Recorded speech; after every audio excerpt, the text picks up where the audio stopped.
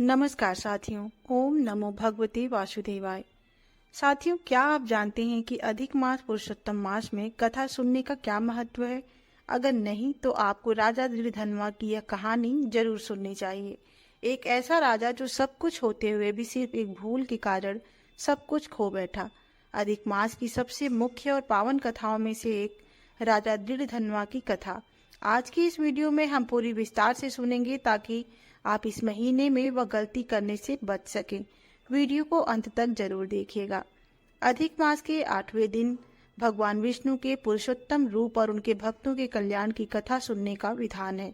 इस दिन मुख्य रूप से राजा दृढ़धनवा और महर्षि वाल्मीकि के संवाद के माध्यम से अधिक मास के व्रत, नियमों और दान के महत्व को उजागर करने वाली कथा सुनी जाती है। अधिक मास के 8वें दिन की मुख्य कथा। राजा दृढ़धनवा एक प्रतापी और धार्मिक राजा थे, लेकिन वे अधिक मास के आध्यात्मिक महत्व से पूरी तरह अनजान थे। जब उनके राज्य में अधिक मास आया तो उन्होंने इसे एक सामान्य या अशुद्ध महीना समझकर इसके व्रत, नियम और दान पुण्य की उपेक्षा कर दी। वे अपने राजसी सुखों और शिकार में ही व्यस्त रहे। एक दिन राजा के दरबार में परम प्रतापी महर्षि वाल्मीकि का आगमन हुआ। राजा ने उनका आदर सत्कार किया। बातचीत के दौरान महर्षि वाल्मीकि ने राजा से पूछा, हे राजन, यह पवित्र पुरुषोत्तम मास चल रहा है, जो साक्षात भगवान विष्णु का स्वरूप है। इस अत्यंत दुर्लभ महीने में आपने अपनी प्रजा के साथ क्या व्रत, नियम, दीपदान या अन्नदान किया? राजा दृढ़धनवा ने अज्ञानतावश मुस्कुराते हुए कहा, हे मुनिवर, इस महीने में तो कोई संक्रांति ही नहीं होती। इसे तो मलमास, मैल का महीना कहा जाता है। इसमें शुभ कार्य वर्जित है, तो फिर इसमें व्रत या दान करने का क्या औचित्य है? मैं तो अपने राजधर्म और सुखों का पालन कर रहा हूँ। राजा की बात सुनकर महर्षि वाल्मीकि गंभीर हो गए। उन्होंने कहा, राजन, तुम बहुत बड़े भ्रम में हो। जिस महीने को संसार ने अशुद्ध कहकर छोड़ दिया था, उसे स्वयं भगवान नारायण ने अपना नाम पुरुषोत्तम दिया है। इस महीने के 8वें दिन का जो महत्व है, वह बड़े बड़े यज्ञों से भी प्राप्त नहीं होता। महर्षि ने राजा को समझाते हुए एक पूर्व जन्म की कथा सुनाई। पिछले जन्म में तुम एक निर्धन और वेदों के ज्ञाता ब्राह्मण थे। एक बार अधिक मास के समय तुम बेहद तंगहाली से गुजर रहे थे। उस मास के 8वें दिन भूखे होने के बावजूद तुमने अपने हिस्से का थोड़ा सा अन्न और एक छोटा सा मिट्टी का दीपक किसी भूखे राही को दान कर दिया था।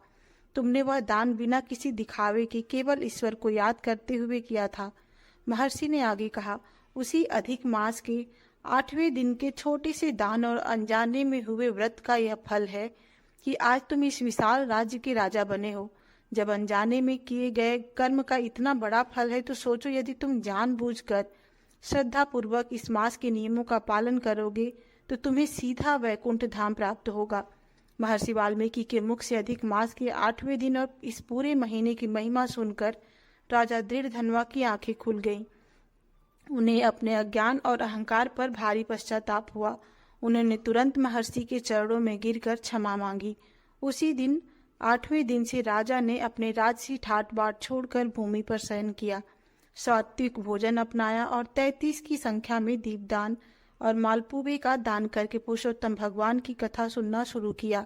इस व्रत के प्रभाव से राजा का जीवन पूरी तरह बदल गया और अंत समय में उन्हें साक्षात विष्णु लोक की प्राप्ति हुई। यह कथा हमें सिखाती है कि धर्म में कोई भी दिन या महीना छोटा नहीं होता, जिसे दुनिया व्यर्थ या महीना छोटा नहीं होता जिसे दुनिया व्यर्थ या अशुद्ध मानकर छोड़ देती है। ईश्वर की भक्ति उसे भी सबसे महान बना देती है।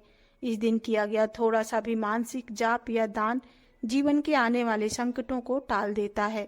तो दोस्तों, राजा दृढ़धनवा की यह कहानी हमें सिखाती है कि इंसान का अहंकार चाहे कितना भी बड़ा क्यों ना हो, समय और ईश्वर के न्याय के आगे सब छोटा पड़ जाता है। जब तक जीवन है, सत्कर्म करते रहिए, क्योंकि अंत में हमारे साथ केवल हमारे कर्म ही जाते हैं, हमारी धन दौलत नहीं। अगर आपको यह जानकारी उपयोगी लगी हो तो वीडियो को एक लाइक देकर अपने दोस्तों और परिवारों के साथ शेयर जरूर करें, ताकि वे भी इस पुण्य से वंचित न रहें। और हाँ, अगर चैनल पर नए हैं तो सब्सक्राइब करना बिल्कुल मत भूलिएगा। मिलते हैं अगली वीडियो में, तब तक के लिए जय श्री कृष्णा, राधे राधे। बोलिए पुरुषोत्तम भगवान की जय।